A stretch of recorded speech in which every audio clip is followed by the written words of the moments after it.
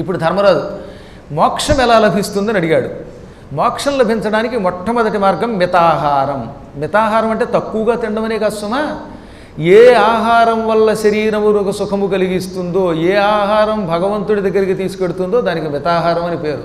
చాలామంది మితాహారం అంటే 2 ఇడ్లీ తింటే తక్కువ తిన్నట్టు, అంటే తక్కువ తింటే అది మితమండి అనుకుంటాడు. మితము అంటే తక్కువ అని మాత్రమే అర్థం కాదు. ఇంద్రియములకు సుఖమునిచ్చున్నది మితాహారం. కొన్ని ఆహారములు తింటే అస్తమాటు నిద్ర వస్తుందండి.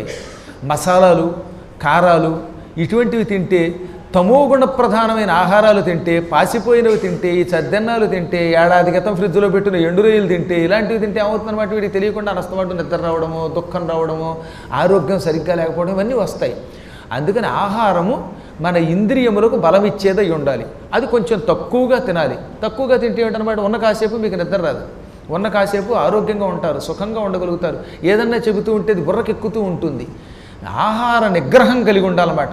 ఒక్కొక్క ఆహారం మనని బాగా ఊరిస్తుంది, అప్పుడు దాన్ని జయించాలి. సరిగ్గా పురాణం చెబుతున్నాం. మంచి పులిహార టాపు లేపే పోపు పెట్టి జీడిపప్పుతో అక్కడ ఎదురుగుండా పెట్టారు అని దానికి అసలు అట్టలేయకుండా ఆ పులిహోర వెళ్ళకుండా ఉందంటే అది మితాహారం కింద లెక్కట. తినాలనే కోరిక రాకపోవడం కూడా మితమే.